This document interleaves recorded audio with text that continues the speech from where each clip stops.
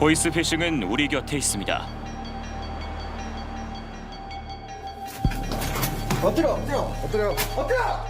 전화기도 어디 있어? 가만히 있어. 이거 맞네. 이건 봐라. 라면으로 끼니를 때워가며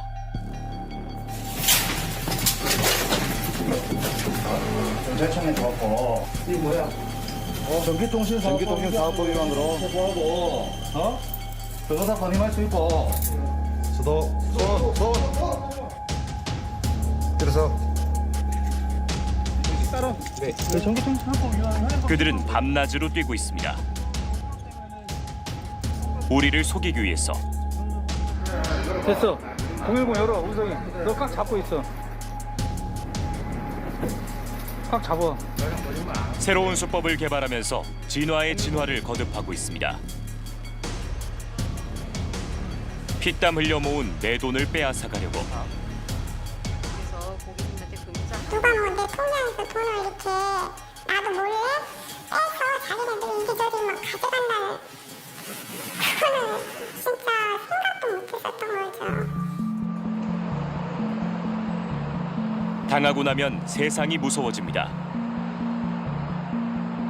기자님께서 연락을 주셨을 때도 심지어 기자님의 그 KBS 이메일 주소가 있는데도 불구하고 이것마저도 사칭해서 보냈을 수 있다라는 의심을 하게 되었고 인터뷰 장소까지 올 때도 의심을 하게 되고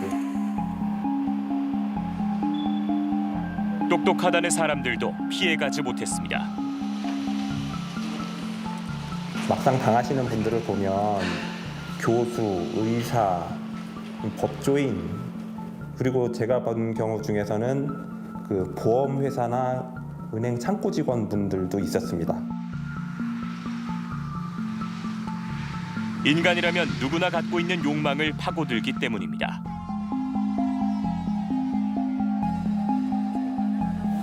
애초에 이제 조금만 생각해보면 사실은 있을 수 없는 일이거든요. 내가 돈이 필요한 사람인데 이 사람이 나한테 돈을 빌려주면 이 사람 정말 이제 구세주가 되는. 먹잇감을 노리고 있습니다. 내가 이 사람 정말 꼬셔보겠다라고 한 마음만 먹으면은 정말 꼬실 수 있는 그 시스템이 갖춰져 있는 상황까지 오게 되는 거죠.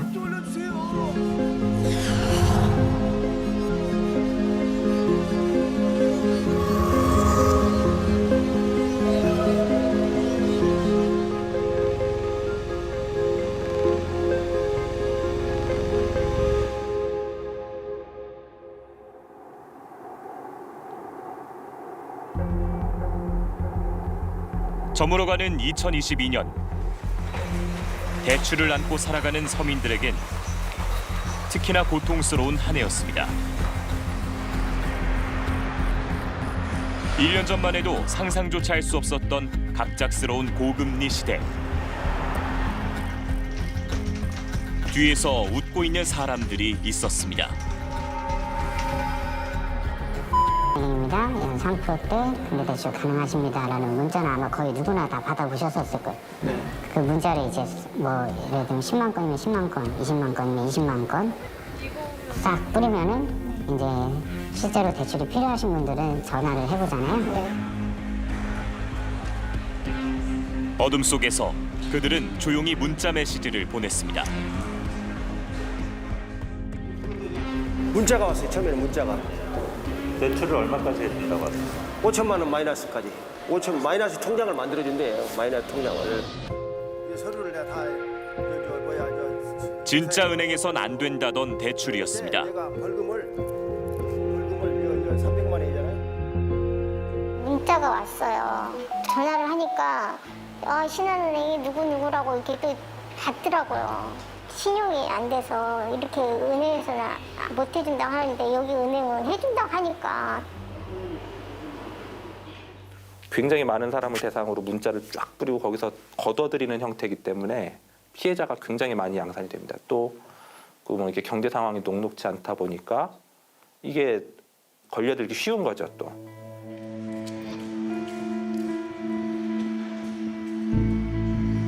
이래도 되는 걸까?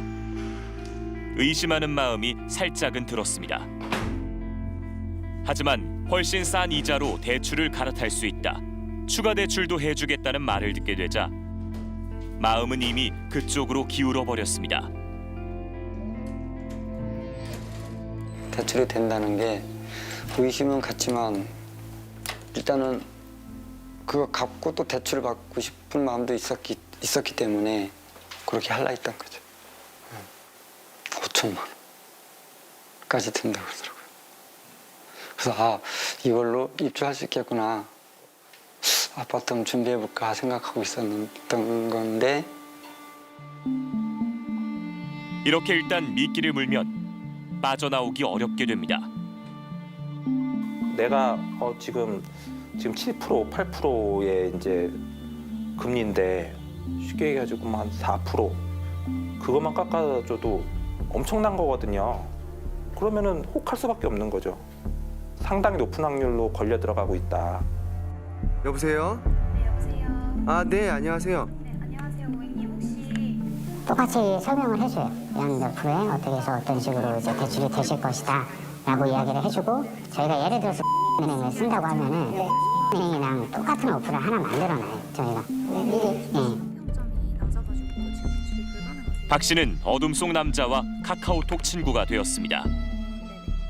그러면 똑같은 어플을 하나 만들어 놓고 여기에다 이제 대출 신청을 하셔야 됩니다. 모바일로 대출 신청해 놓으시면 접수가 되십니다라고 이야기를 하고 은행 같은 어플을 그 상대방에게 카카오톡으로 보내주죠.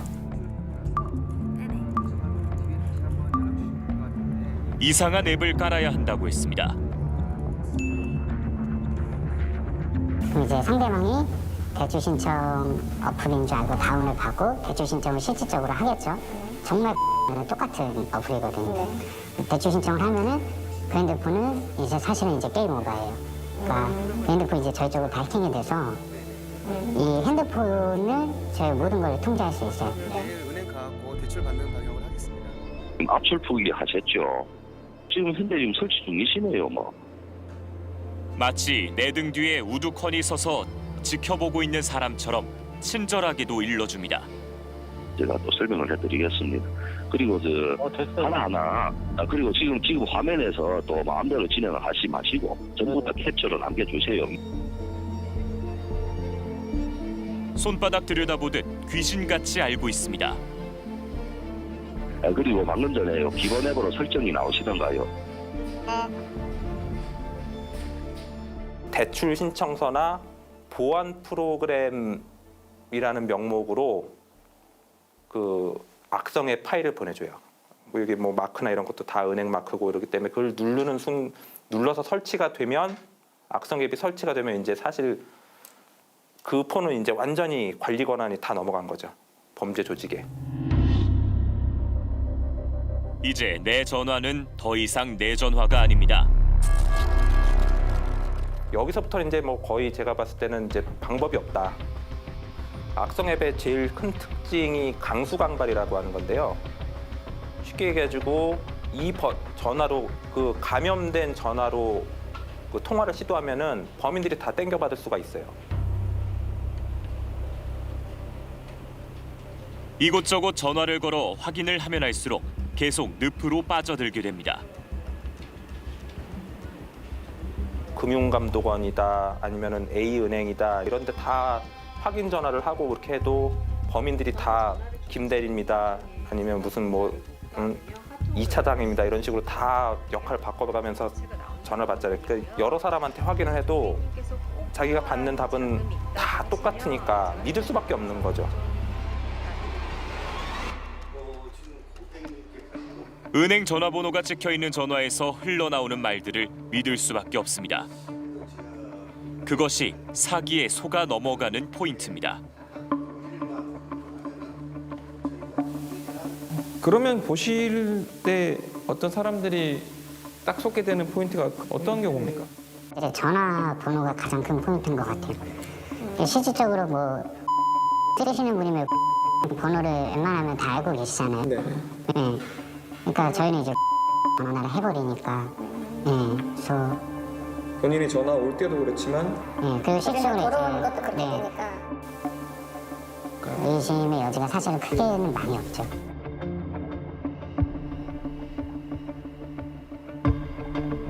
내 돈은 더 이상 내 돈이 아니게 됩니다. 저 전에 딴 데서 대출 받은 거 있냐 그러시더라고. 그걸 갚아라. 그런 식으로 유도를 했던 거예요.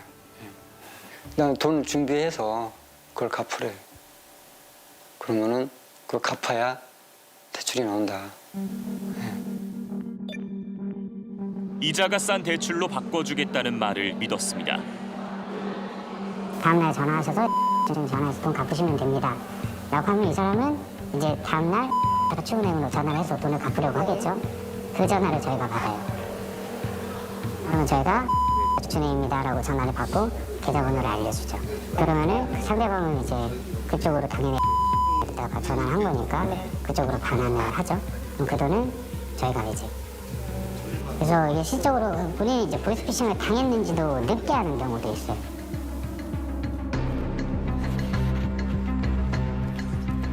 피해자는 피해갈 방법이 없습니다. 그 회사 계좌번호를 줄 테니까 그래서 그 계좌로 이렇게 송금해라. 저녁 때 그랬어요. 예. 퇴근하고 전화를 막 하는 과정에서 저는 막 마음이 들떴지. 대출해야 된다니까. 휴대폰으로 죠. 휴대폰으로 고백을 보내신 거예요? 네. 이체한 거죠, 이체. 거기서 끝이 아니었습니다. 은행에 들어있는 박 씨의 돈까지 위험에 빠졌습니다. 돈을 더 빼가려고 수거책이 은행에 나타났습니다. 그 아침에 되니까 전화가 온 거예요. 일단은 출근 못하게 막았다. 응? 어떤 상황이냐 물어보더라고요. 그리고 그 사람이 돈을 찾으러 갔다가 은행에서 이상하게 생각해서 차단시켜준 거지. 출국 정지를 시켜준 거예요. 정지시켜준 게 고마운 거예요.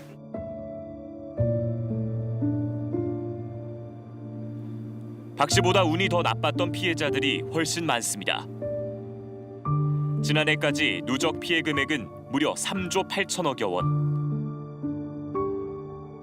피해액은 1회 평균 2,500만 원. 30억 원을 뜯긴 경우까지 있었습니다.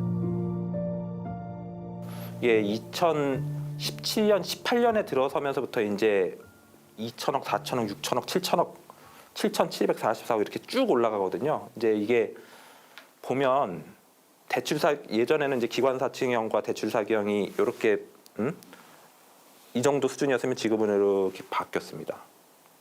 하루에 100건 25, 그러니까 건당 평균 피해액 2,500만 원. 그 평균 피해액이 한 500억 정도. 영업일 기준으로 20일하면 하루 25억 정도. 예, 적은 숫자가 아니죠.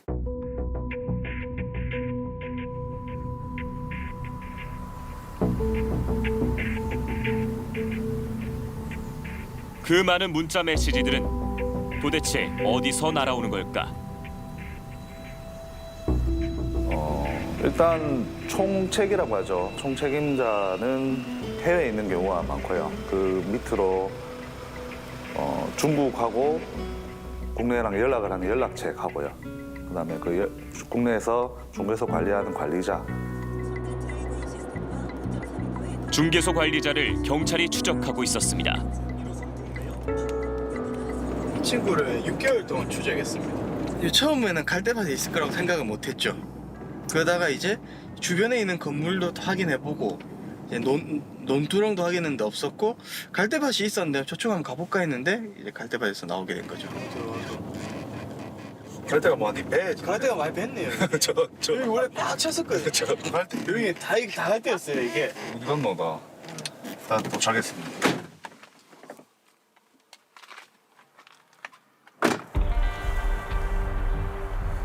갈대밭에 무언가 숨겨져 있을 거라곤 형사들도 상상도 못할 일이었습니다.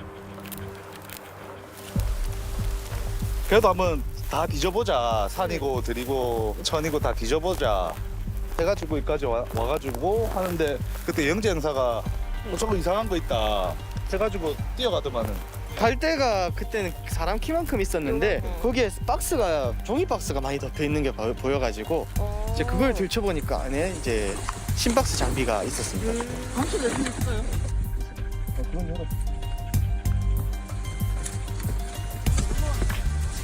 상자 안에는 언뜻 보기에도 수상한 통신 장비가 발견됐습니다.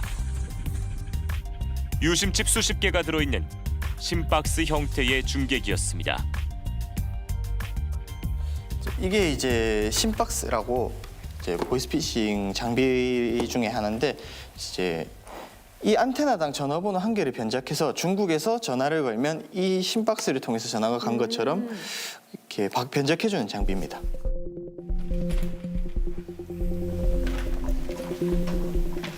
해외에서 보낸 문자 메시지들을 마치 국내에서 보낸 것처럼 조작해주는 장치입니다. 중계기가 없으면 범죄가 이루어질 수가 없죠. 해외 번호 뜨니까 다들 해외 번호 뜨는 걸 안 봤잖아요, 이제. 해외 발신 번호를 국내 010 번호로 변작을 해주는데 필요한 뭐 통신 장비, 이제 그걸 총칭해서 이제 중계기라고 표현을 하고. 컴퓨터를 이용해 문자 메시지를 보내봤습니다. 문제를 보내보도록 하겠습니다.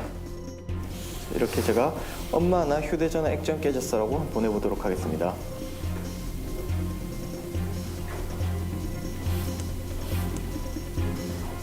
그러면 번호가 010이네요. 예, 010으로 피해자한테 연락하는 게 보시죠.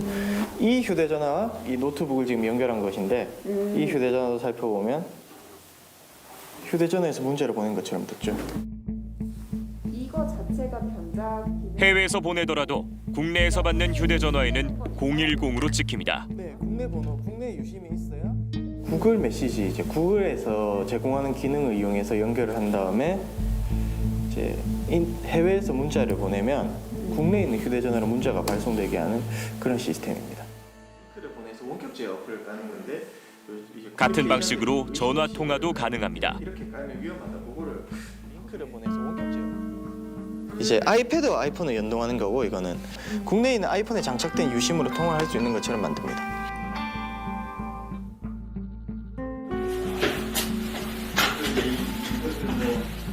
우리 주변 보이지 않는 곳에 있는 듯 없는 듯 숨겨져 있습니다. 건물 옥상 물탱크 뒤에 숨겨두기도 하고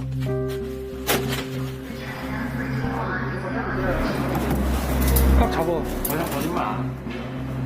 지하철 승강장 구석에 놓인 가방에서도 발견됐습니다.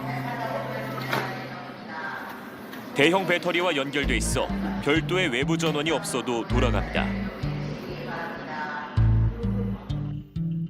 이런 심박스 형태로 일반 가정집이라든가 모텔, 원룸, 고시원 이런 데다가 고정적으로 이제 설치를 해서 관리를 했었는데 이게 단속이 되다 보니까 단속을 피하기 위해서 휴대전화로 발전을 했죠.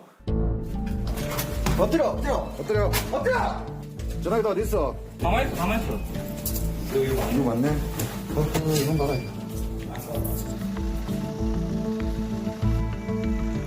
심박스 형태에서 휴대전화로 탈바꿈한 중계기들입니다.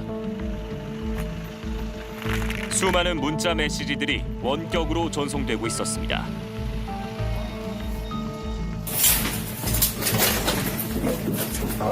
경찰청에 들어왔고. 이게 뭐야?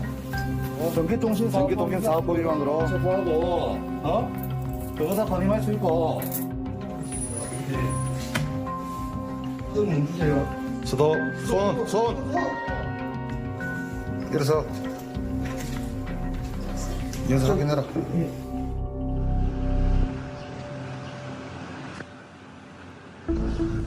경찰의 단속을 피하기 위해 아파트 화단에 뿌려놓은 휴대전화 중계기들도 발견됐습니다. 이렇게 숨겨둔 중계기들이 잇따라 적발되자 아예 사람이 중계기를 들고 움직이는 이른바 인간 중계기까지 등장했습니다. 너 가만히 있어.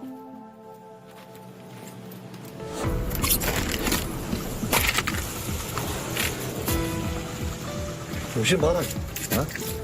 단속을 피하기 위해서 차량이라든가 오토바이 그때 싣고 다니기도 하고 사람이 직접 가방에다가 메고 대중교통을 이용해서 돌아다니거나 걸어다니거나 그런 식으로 이동형 중계기를 표현을 하는데 고정형보다는 이동형 중계기가 아무래도 단속하기 어려우니까 범죄 조직에서도 이제 이동형 중계기를 할 수 있는 사람들을 좀 선호하는 편이죠.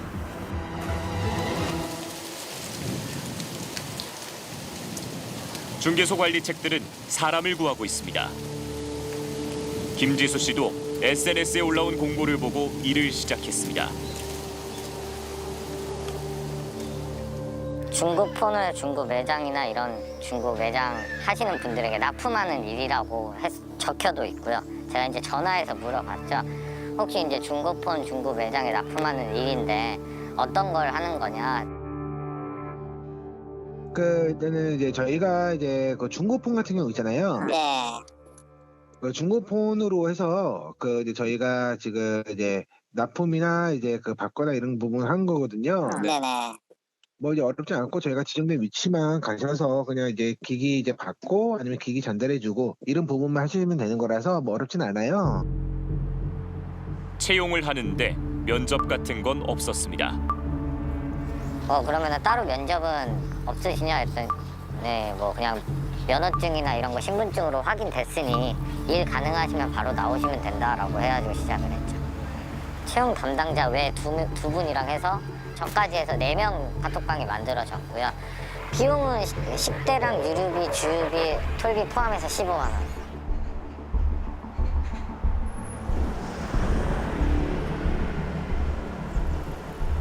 혹시 불법적인 일은 아닐까 의심이 들기도 했지만 채용 담당자는 보이스피싱과는 무관한 일이라고 둘러댑니다.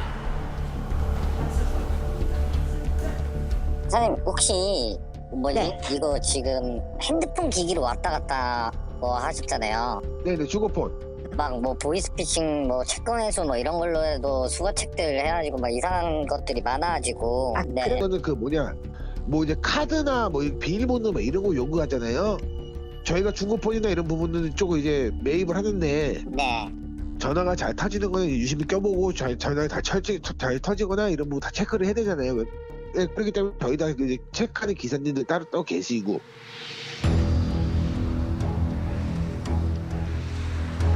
말 그대로 일은 어렵지 않았습니다. 뭐 땡땡역 1번 출구에 나가 누구누구 대리님을 만나셔서 뭐 드리면 됩니다. 아니면 받으시면 됩니다. 이런 식으로 이제 해가지고 내려서 뭐 주변 서성이시는 분한테 이제 여쭤보고 성함을, 그리고 뭐 박스를 받거나 쇼핑백을 받거나 제가 전달해 드리는 쪽으로 하고요. 채용 담당자의 말대로 상대편은 중고 휴대전화가 잘 터지는지 수신호를 체크하는 일을 하고 있노라고 했습니다. 한 분은 이제 자주 보던 분이어가지고 나이대도 좀 더 어려 보이시고 하셔가지고 그분한테는 이제 무슨 아르바이트냐고 한번 물어봤던 적이 있죠. 그러니까 뭐라고 하셨어요? 그분은 이제 수신호 체크 아르바이트를 했다라고 이제 말씀을 하셨고요. 단체방이랑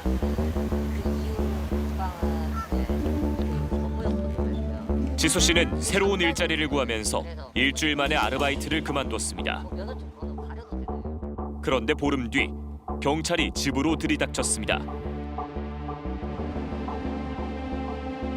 아까 그 수신호 체크했다라는 분, 그 친구가 이제 현장에서 체포가 돼서 그 친구가 어디에서 역에서 받았다 해서 CCTV 확인해가지고 저를 특정했다라고 하시면서 가방에 12대의 폰을 갖고 이제 지하철역을 돌아다니면서 그 핸드폰을 조작을 했다고 저는 들었거든요.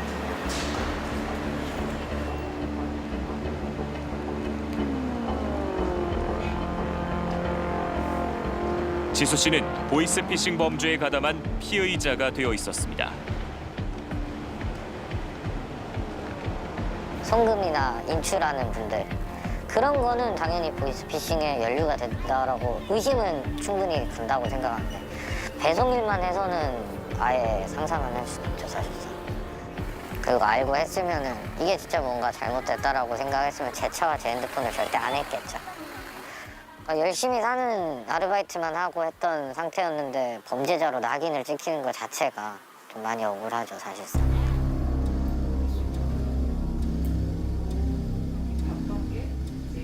지수 씨가 봤던 SNS 구인 공고는 어렵지 않게 찾을 수 있었습니다.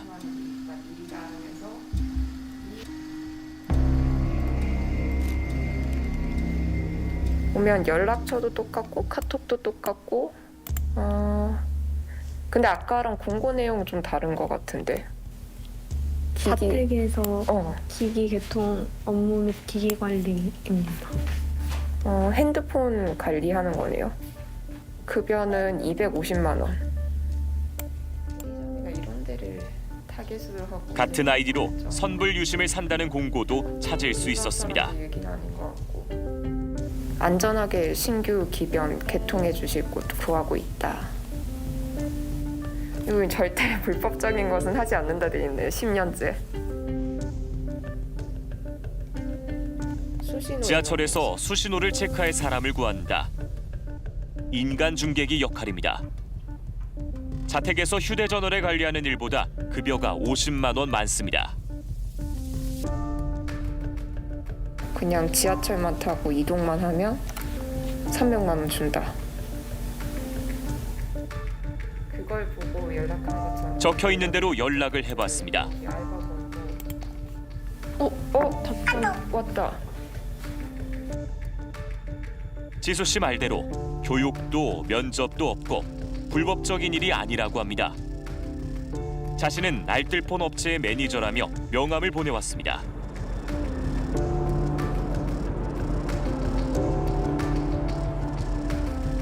명함에 적힌 주소로 찾아가 봤습니다.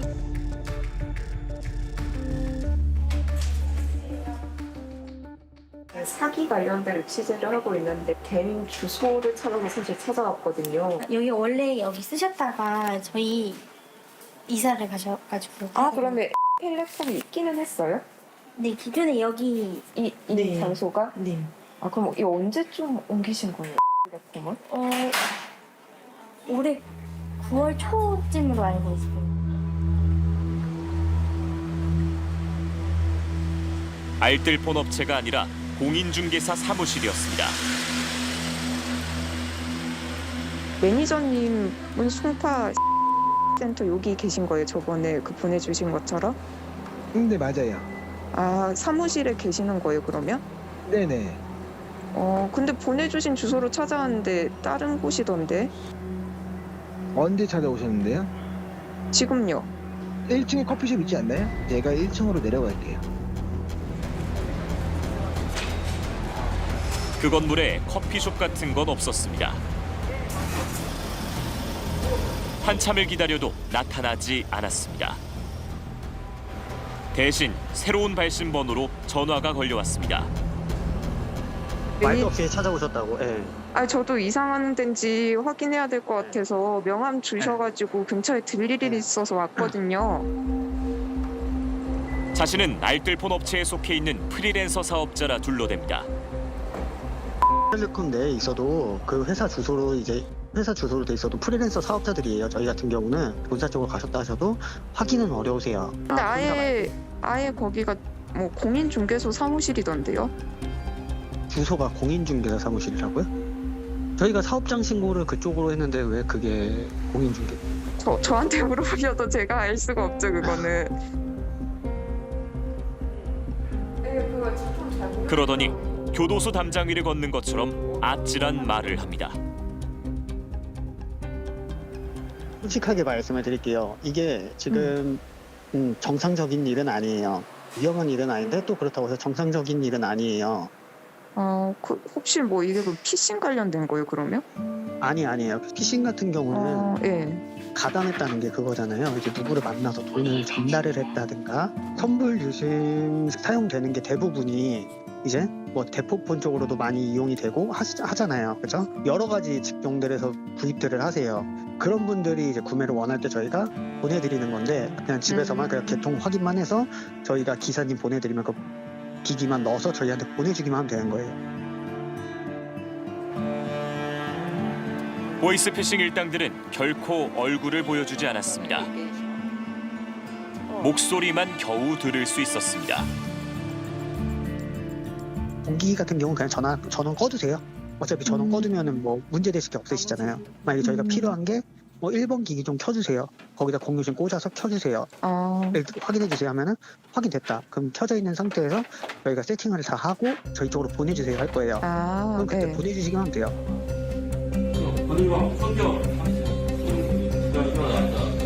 올해 4월부터 3개월 동안 이뤄진 경찰의 중계기 단속 건수는 9,600여 건. 1년 전보다 30배 넘게 늘었습니다. 이 모든 걸 배후에서 조종하고 있는 총책은 아예 해외에 있습니다. 총책이 근거가 안 되니까 거의 해외에 있고 총책이 누군지 지금 워낙 전조직이라서 총책을 밝히기가 어려워서 그래서 인터폴을 통해서 적색 수배를 한다거나 해서 해외에서 검거되면은 이제 그때 송환돼 오잖아요. 그럼 이미 시간은 많이 지난 상태고 그러면 또 다른 조직이 생겨나고 끝없는 싸움이네요. 이게 어떻게 보면. 그렇죠. 현재로서는 이 중계기가 해외하고 국내를 딱 연결해준 중간 단계니까 이 중간 단계만 끊어도 없어지지 않을까 하는 그런 생각이 들거든요.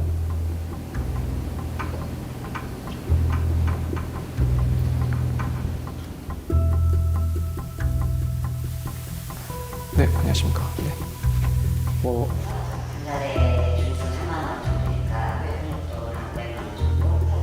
시사멘터리 추적은 보이스피싱 전직 총책을 어렵게 만날 수 있었습니다. 쉽지 않은 인터뷰 내용일 수 있는데요. 힘들게 자리에 오신 만큼 실질적으로 이 조직이 어떻게 좀 운영되는지 실제로 이 참여해보신, 가담해보신 입장에서 사실들을 있는 그대로 좀 설명을 해주시면 좋겠다 이런 말씀을 드립니다. 5년 동안 중국에서 보이스피싱 일을 했다는 남자. 앉아서 나눠보도록 하겠습니다. 이쪽에 앉으시면 되고요. 네. 보이스피싱의 설계자라 불립니다. 친한 선배가 이제 중국 쪽에 일이 있으니까 이제 올라와서 한번 해보지 않겠냐라고 이제 좀 제의를 받아가지고 이제 처음에는 불법적인 일이다라고 정도만 이야기를 해주고 이제 중국에 들어왔을 때 그때 이제 그 보이스피싱이다라고. 말단 상담원에서 출발해 보이스피싱 총체계까지 올랐다고 합니다. 보이스피싱 조직의 어떤 구성은 어떻게 됩니까? 중국에서 일을 해야 되기 때문에 중국 사람을 무조건 한 명 같이 해서 시작을 해야 되고요. 이제 그 중국 사장 하나, 보통 이제 한국 사장 하나, 그리고 이제 밑에 이제 팀장 있는 하나, 그렇게 해서 이제 나머지는 상담원. 중국 사장 같은 경우에는 이제 뭐 보통 바깥 일을 본다고 하거든요.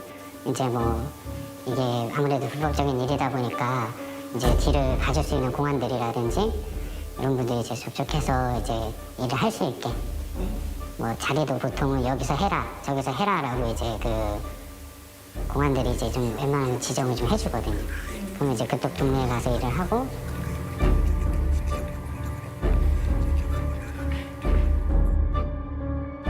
공안을 관리하는 비용은 얼마나 드나요? 한 달에 중국 돈 3만 원 정도니까 한국 돈 한 500만 원 정도?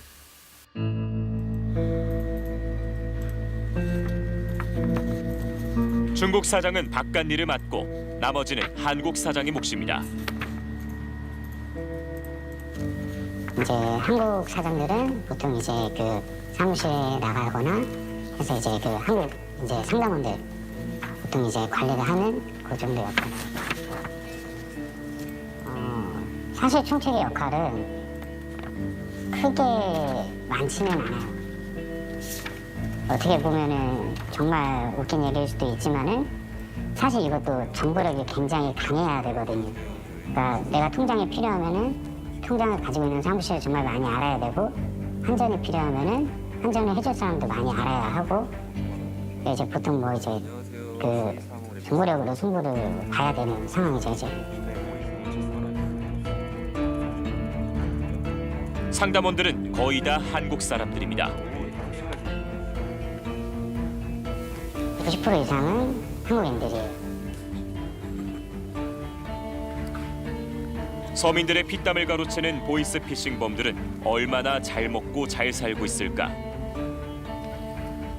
그럼 통상적으로는 한 얼마나? 한 500만 원에서 700만 원 정도 왔다 갔다.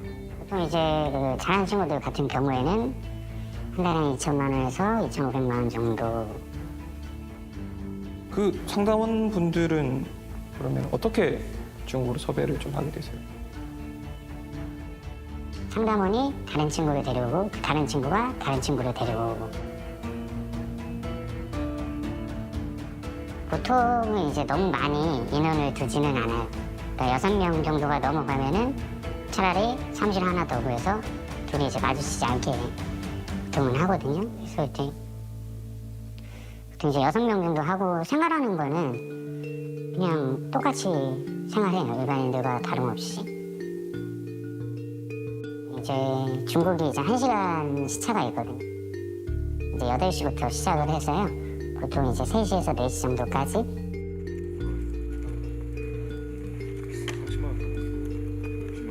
한국 시간에 맞춰 일한다는 보이스피싱범들. 이 보이스피싱 조직을 하나 꾸리는데 비용이 한 얼마나 드는지도 알 수 있을까요? 그냥 사람을 들여서 갖다 놓는 데까지만 들어가는 비용은 1억 들어가요. 부가적으로 일주일에 고정적으로 들어가는 비용이 한 2천만 원 정도에서 3천만 원 정도 들어가요. 이 친구들이 일을 할 줄을 모르니까 잘하는 친구를 하나 섭외해서 그 친구가 한 2주 정도 이 새로운 친구들을 가르치는 그런 비용이 들어가서 최소한 한 2억 원 정도? 그럼에도 불구하고 이걸 운영할 정도로 충분한 수익이 된다라고 판단이 된다. 사실 이제 뭐 수익이 됩니다. 많이 가지고 가면은 일주일에 뭐 한 1억 정도도. 일주일에 1억이요? 네. 2006년경부터 시작됐다는 보이스피싱 사기. 세상에 알려진 지 16년이 지났지만 피해는 줄어들기는커녕 눈덩이처럼 커지고 있습니다. 누적 피해 금액은 3조 8천억여 원으로 추정됩니다. 이게 사실은 시간이 지나면 지날수록 좀 늘 수밖에 없을 것 같아요. 저희도 그렇잖아요. 15년도 때 피해 금액이랑 22년도 피해 금액이랑 차이가 정말 어마어마하게 나요. 오히려 늘면 늘었지 줄어들지 않았거든요. 이게 뭐 옛날에는 정말 전화로만 이제 요즘 말하는 이제 가스라이팅이라고 하죠. 속여서 받고 했지만 이제 그게 안 되니까 또 다른 걸 만들어내고 다른 걸 만들어내고 다른 걸 만들어내거든요. 피해자들을 속이려면 개인정보들을 캐내야 합니다. 이른바 질 좋은 개인정보를 얻어내려고 중국인 해커들이 동원된다고 합니다. 보통 해킹을 해서 활용을 해요. 그게 질이 좋다 그러거든요. 그러니까 이제 기존에 이미 뿌려져 있던 번호들은 뭐 이미 너무나도 많은 연락을 받을 사람들이기 때문에 여기가 되겠어요라고 먼저 물어보고요. 거기가 되겠다고 하면은 뭐 해서 주는 경우도 있어요. 보신 것 중에 여기 사이트도 해킹했다 이런 거 들으셨나요? 제가 데이터베이스를 한번 받았던 적은 있었어요. 아예 여행사 네네. 통째로 해킹한 걸 네네. 제가 사실 유튜브 뭐 이렇게 전업도 아니고 사실 뭐 취미 겸 가입 겸 하는 건데 그 한참 언제 어디로 여행 갈 거란 단순한 정보가 무슨 대수랴 싶지만 그게 아니었습니다. 피해자들을 속이기에 충분했습니다. 전화가 한 통 왔는데 정말 의심을 전혀 할 수 없었던 게 이제 아내 번호로 전화가 왔고 그냥 번호로 온 게 아니라 제가 저장해 놓은 아내 애칭이 뜨잖아요. 그러니까 내 아내하고 하트 이렇게 떴거든요. 그러니까 의심을 전혀 할 수 없는 상황에서 받았는데 여보세요? 왜 그래? 왜 그래? 성폭행당했어. 누가? 여보? 성폭행당했어. 누가? 여보가? 여보 어디에서? 전화 줘봐. 소리 내지 말고. 여보세요. 여보세요?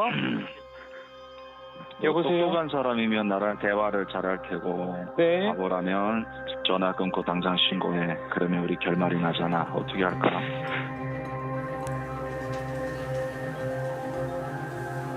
실제 부인 목소리가 아니었습니다. 하지만 범인이 자신의 여행 정보를 말하는 순간 모든 의심이 사라졌습니다. 너 신혼이라면서? 네네 맞습니다 선생님. 제발요. 곧 이제 어디 5월 초에 어디로 또 나간다면 신혼여행이야? 네 저희가 이제 여행을 가게 돼서요. 선생님 제발. 알았어. 그러면 살려주세요. 네네. 갈 수 있게 상황 만들어. 그런 얘기가 나오니까 오히려 더 의심을 못하게 된 거죠. 그게 너무 결정적이어서 왜냐면 그 여행 자체도 주변 지인들이 아는 사람이 거의 없었거든요. 이게 어떻게 일어날 수 있지 나한테? 이런 생각이 계속 들어서 정말 패닉이 왔어요. 그냥 과호흡 오고 머리 하얘지고 뭘 하고 있는지 모르겠는데 그냥 몸이 움직이고 있고. 아니 그래도 모든 정말 다 녹음하는 건 정신병자예요. 경찰의 신고에 큰 피해는 막았지만 이 씨는 아직도 자신이 왜 어떻게 그들의 범죄 대상이 됐는지 알지 못합니다. 이제 너무 나쁜 짓이죠. 예. 다른 분들한테 피해를 주면서 사는 거는 사실 너무 못된 행동이잖아요. 저는 이제 그 지금 계신 분들도 이제는 사실은 좀 그만하셨으면 좋겠어요. 그러니까 뭐 저도 이제 살고 나오면서 생각 많이 했거든요.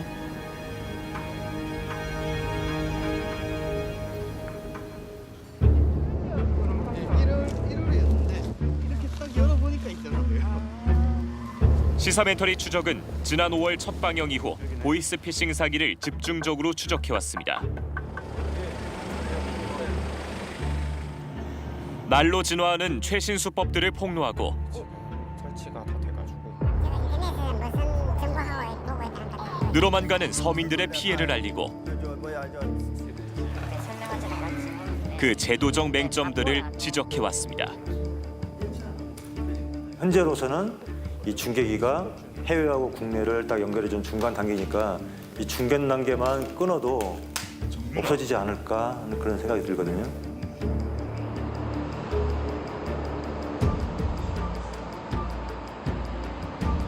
성과도 적지 않았습니다. 중국에 있는 총책들을 소탕하는 데는 한계가 있지만 국내에서 할 수 있는 일들도 얼마든지 있습니다.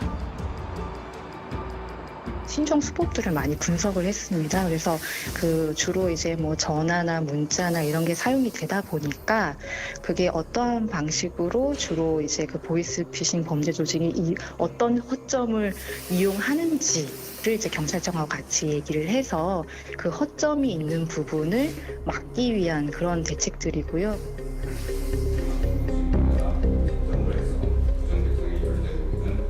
정부는 최근 보이스피싱의 출발점인 전화와 문자를 차단하는 대책을 내놨습니다.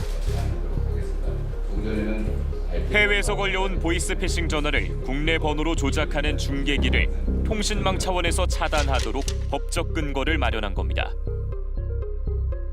피해자가 보이스피싱 일당의 전화번호를 신고하면 단말기 고유 식별 번호를 찾아 차단하는 방식입니다. 유심은 사실 전화번호라고 이해하시면 되고요. 근데 그 불법 중계기에 유심을 끼우는 형태이잖아요. 그러니까 전화번호뿐만 아니라 그 유심을 끼우는 그 불법 중계기나 그 스마트폰 자체도 아예 이용을 못하게끔 한다. 경찰에서 보이스피싱이 사용되었다라는 게 확인이 돼서 통신사와 정부한테 요청을 하면 통신사들이 그러한 그 전화번호를 못 쓰게 하는 것뿐만 아니라 이 단말기도 어떤 통신사를 이용하더라도 더 이상 못 쓰는 단말기다.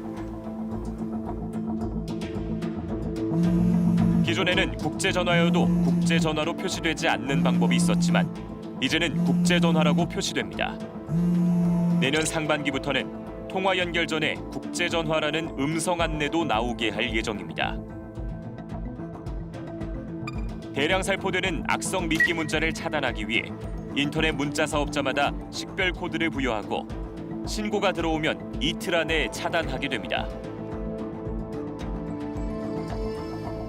문자의 내용을 처음부터 미리 알고 이게 이런 문자를 보낸다는 거를 이제 처음부터 차단하기는 좀 어려운 구조이고, 추가적인 뭔가 보이스피싱 피해 예방을 위해서는 그 의심되는 문자나 전화를 신고를 잘 해주는 게 사실 굉장히 중요할 것 같습니다.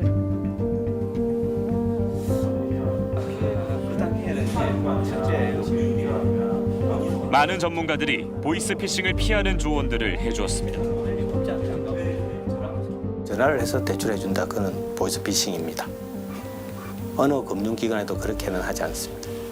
제일 핵심적인 거는 딱 한 가지만 말씀드리면, 수사기관이나 금융기관이나 어디서나 현금을 갖다 달라고 하는 경우 없고 계좌이체 해달라고 하는 데 없다. 만나서 현금을 달라고 하는 건 100% 피싱이다. 현금자만 나오면 무조건 피싱이라고 인식을 좀 해주셔라. 그게 가장 간단한 방법입니다. 보이스피싱의 대출 사기는 은행에서 대출을 받기 위해서 문자를 보내지는 않는다. 문자로 받는 내용은 다 거짓말이다. 누구보다도 보이스피싱 전직 총책의 조언을 귀담아 들어볼 필요가 있습니다. 애초에 이제 조금만 생각해보면 사실은 있을 수 없는 일이거든요. 근데 이제 내가 돈이 필요한 사람인데 이 사람이 나한테 돈을 빌려주면 이 사람 정말 이제 구세주가 되는 거예요. 그렇죠. 그렇죠. 그래서 좀 급할수록 돌아가라가 사실은 맞죠.